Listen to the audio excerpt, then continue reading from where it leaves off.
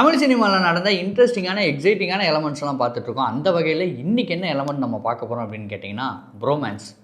என்னடா சொல்கிறேன், எனக்கு ரொமான்ஸ் தானே தெரியும், அது என்ன ப்ரோமேன்ஸ் அப்படின்னு கேட்டிங்கன்னா இருக்குங்க. ரொமான்ஸ் அப்படின்னா என்ன?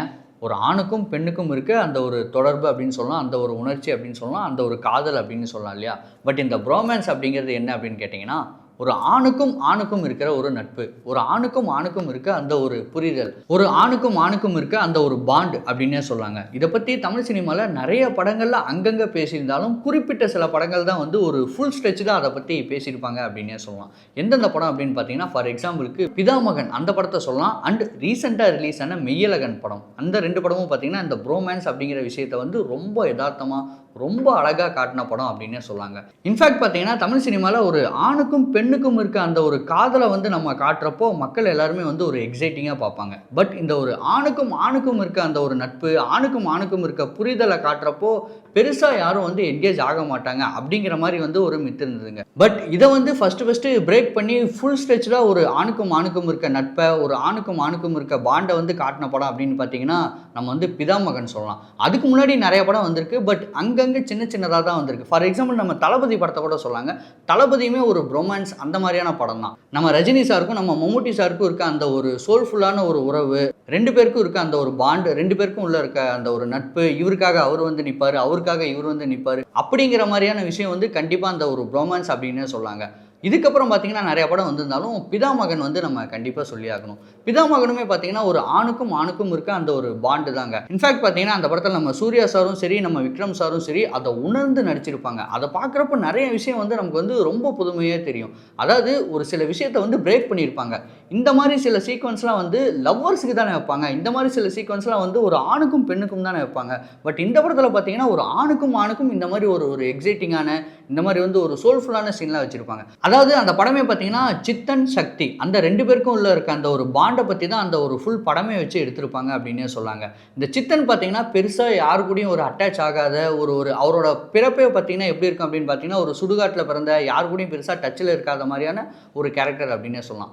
அவர் லைஃப்குள்ளே வந்து நம்ம சக்தி உள்ளே போகிறாரு. அவர் உள்ளே போனதுமே அந்த சித்தன் கேரக்டர் வந்து சக்தி கேரக்டர் வந்து ரொம்ப நம்புறாரு, ரொம்ப பார்த்தீங்கன்னா ஒரு அட்டாச் ஆகிறாரு. கிட்டத்தட்ட சக்தியை வந்து தன்னோட ஒரு ரொம்ப நெருங்கிய ஒரு நண்பர், நெருங்கிய ஒரு உறவுங்கிற மாதிரி ட்ரீட் பண்ண ஆரம்பிக்கிறாரு. சக்தியை பார்த்தீங்கன்னா யார் என்ன சொன்னாலுமே இவர் வந்து டக்குன்னு அடிக்க போயிடுவார், ரொம்ப கோவப்பட்டுருவார். அந்த மாதிரியான ஒரு கேரக்டரில் பார்த்தீங்கன்னா நம்ம விக்ரம் சார் வந்து நடிச்சிருப்பார்.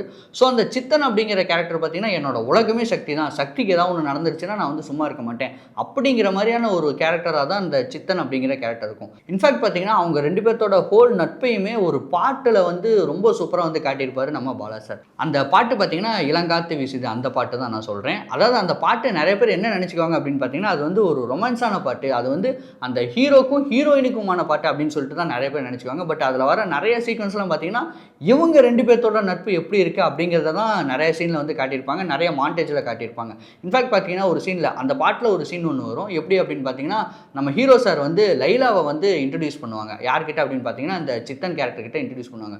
உடனே பார்த்தீங்கன்னா அந்த சித்தன் கேரக்டர் வந்து பொசசிவ் ஆவார், பொசசிவ் ஆகி தனியாக போயிட்டு நின்றுவார். இதெல்லாம் வந்து பெருசாக வந்து சினிமாவில் யாரும் காட்டியிருக்க மாட்டாங்க. ஏன் ஒரு பொசசிவ்ங்கிறது வந்து ஆணுக்கும் பெண்ணுக்கும் மட்டும்தான் இருக்குமா, ஆணுக்கும் ஆணுக்குள்ளே பொசசிவ் இருக்காது அப்படிங்கிற மாதிரியான விஷயம்லாம் வந்து அந்த காலத்திலே கிட்டத்தட்ட 20 வருஷத்துக்கு முன்னாடியே வந்து பாலா வந்து பிதாமகன் படத்தில் வந்து காட்டியிருப்பாருங்க. அண்டு அடுத்த சீன்லேயே பார்த்தீங்கன்னா நம்ம சூர்யா சார் வந்து சித்தன் அப்படிங்கிற கேரக்டர் நேமை வந்து பச்சை குத்திட்டு வந்திருப்பார் அவரோட நெஞ்சில். அதை குத்திட்டு வந்து மக்கள் கிட்ட காட்டுறப்போ, அந்த ஹீரோயின் கிட்ட அப்புறம் பக்கத்தில் இருக்க ஃப்ரெண்ட்ஸ் கிட்ட காட்டுறப்போ சித்தன் கேரக்டருக்கு வந்து ரொம்ப பெருமையாக இருக்கும். போயிட்டு தனியாக வந்து ஒரு கெத்தாக ஃபீல் பண்ணிட்டு நிற்பார். பாத்தியா இவரோட மனசில் நான் தான் இருக்கேன், நீ இல்லை அப்படிங்கிற மாதிரி அந்த ஒரு விஷயம் வந்து அவருக்குள்ளே வந்து ரொம்ப பெருமையாக இருக்கும். அதையும் வந்து சூப்பராக வந்து கன்வே பண்ணியிருப்பார் நம்ம விக்ரம் சார். அதையும் பார்த்தீங்கன்னா ரொம்ப சூப்பராக வந்து படம் பிடிச்சு காட்டியிருப்பார் நம்ம பாலா சார். இந்த மாதிரியான விஷயம்லாம் வந்து பாலா வந்து ரொம்ப சூப்பராகவே பண்ணியிருப்பார் அப்படின்னு சொல்லலாம் அந்த ஒரு படத்தில். அண்ட் அந்த படத்தோட கிளைமேக்ஸில் தான் பார்த்தீங்கன்னா நம்ம சித்தன் வந்து பேர் சொல்லியே கூப்பிடுவார். அதுக்கு முன்னாடி பார்த்தீங்கன்னா பெருசாக அவருக்கு வந்து டைலாகே இருக்காரு. ஆக்சுவலாக பார்த்தீங்கன்னா டைலாகே இருக்காது. அந்த படம் ஃபுல்லாக பார்த்தீங்கன்னா அவர் வந்து பாட்டு மட்டுமே தான் பாடிட்டு இருப்பார். அந்த கிளைமேக்ஸில் அந்த சக்திங்கிற கேரக்டர் இறந்ததுமே தான் என்னோட உலகமே இறந்து போச்சு, நான் என்ன பண்ணுவேன் அப்படிங்கிற மாதிரி வில்லன் கிட்ட போயிட்டு சக்தியை கொடு அப்படின்னு ஒரே ஒரு வார்த்தை தான் கேட்பார். அதாவது அந்த படம் ஃபுல்லாக அவர் பேசுகிற டைலாகே சக்திங்கிற வார்த்தை தான் முதல் டைலாகவே பேசுவார். அது மட்டும்தான் கடைசி டைலாகவும் இருக்கும். சக்தியை கொடு சக்தியை கொடுன்னு மட்டுமே தான் பேசிகிட்டு இருப்பார்.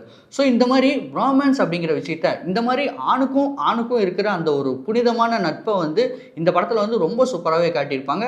அவரும் பார்த்தீங்கன்னா அந்த கொலையெல்லாம் பண்ணிட்டு தனியாக என் லைஃபே போயிடுச்சுங்கிற மாதிரி தனியாக நடந்து போவார். அதெல்லாம் பார்க்குறப்போ ரொம்ப சோல்ஃபுல்லாக இருக்கும். கிட்டத்தட்ட பார்த்தீங்கன்னா காலங்காலமாக லவ் ஃபீல் இருக்குது, ஒரு லவ் வந்து பிரிஞ்சு போகிற மாதிரி கிளைமேக்ஸ் வச்சுட்டு மக்களை அழ வச்ச காலத்தில் ஒரு ஆணுக்கும் இருக்க நட்பு பிரிஞ்சு போய் அதை பார்த்து நம்மளை அழ வச்சவர் தான் நம்ம பாலா சார் அப்படின்னே சொல்லலாம். இதுதான் பார்த்தீங்கன்னா அந்த படத்தில் வந்து பயங்கரமாக ஓகே ஆயிருக்கும். அண்ட் அதுக்கடுத்து பார்த்தீங்கன்னா நிறைய படங்களில் இந்த மாதிரியான விஷயம்லாம் வந்திருக்கு. ஒரு ஆணுக்கும் இருக்க நட்பு வந்து காட்டுற மாதிரி நிறைய படங்களில் வந்திருக்கு.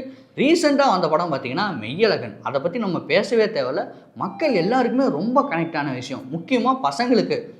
இந்த மாதிரி விஷயம்லாம் ரொம்ப அழகாக இருக்கு, இந்த மாதிரி விஷயம்லாம் யாரும் பேசாமல் இருக்கிறாங்களே அப்படிங்கிற மாதிரியான ஒரு படமாக வந்து மெய்யழகன் படம் வந்து அமைஞ்சுது. அந்த படம் பார்த்திங்கன்னா ரொம்ப யதார்த்தமான படமாக இருக்கும். ஒருத்தர் பார்த்திங்கன்னா ரொம்ப வெகுளியாக இருப்பார், இன்னொருத்தர் பார்த்திங்கன்னா ப்ராப்பராக இருப்பார். பட் இந்த வெகுளித்தனத்தை தான் நான் மிஸ் பண்ணிகிட்டு இருக்கேன் அப்படிங்கிற மாதிரி அப்படி ஒரு கேரக்டர் இருக்கும். ஸோ இவங்க 2 பேர்த்தோட லைஃப் வந்து எப்படி இருந்தது, இவங்க 2 பேரும் சின்ன வயசில் எப்படி இருந்திருக்காங்க, இவங்க 2 பேரும் இப்போ எப்படி இருக்காங்க அப்படிங்கிற மாதிரியான படத்தை வந்து மெய்யழகன் படத்தில் ரொம்ப அழகாக காட்டியிருப்பாங்க.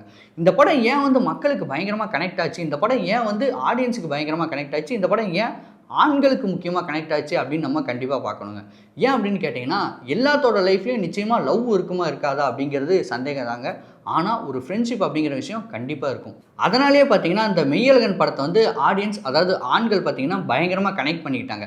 இந்த படம் பார்க்குறப்ப என் ஃப்ரெண்டு ஒருத்தன் ஞாபகம் வரான், இந்த படத்தில் இந்த கேரக்டர் நானும் என் ஃப்ரெண்டு இந்த மாதிரி தான் இருந்தோம். அது ஒரு ஃப்ரெண்டாக இருக்கலாம், இல்லை நிறையா ஃப்ரெண்ட்ஸ் கேங்காக கூட இருக்கலாம். பட் அதை பார்க்குறப்போ நமக்கு நிறைய விஷயம் ஞாபகப்படுத்துகிற மாதிரி இருக்கும், நம்மளை ஸ்க்ரீனில் பார்க்குற மாதிரி இருக்கும். நானும் சின்ன வயசில் இவ்வளோ யதார்த்தமான ஆளாக தான் இருந்தேன் அப்படிங்கிற மாதிரி நிறைய விஷயம் கனெக்ட் ஆகும். நிறைய பேர் பார்த்தீங்கன்னா அந்த படத்தில் வந்து கார்த்தி கேரக்டரோட கனெக்ட் பண்ணிப்பாங்க. நிறைய பேர் பார்த்தீங்கன்னா அந்த அருள்மொழி, நம்ம அரவிந்த் சார் அவரோட கேரக்டரில் கனெக்ட் பண்ணிப்பாங்க. இதுதான் பார்த்தீங்கன்னா அந்த படத்தோட வெற்றினே சொல்லலாம்.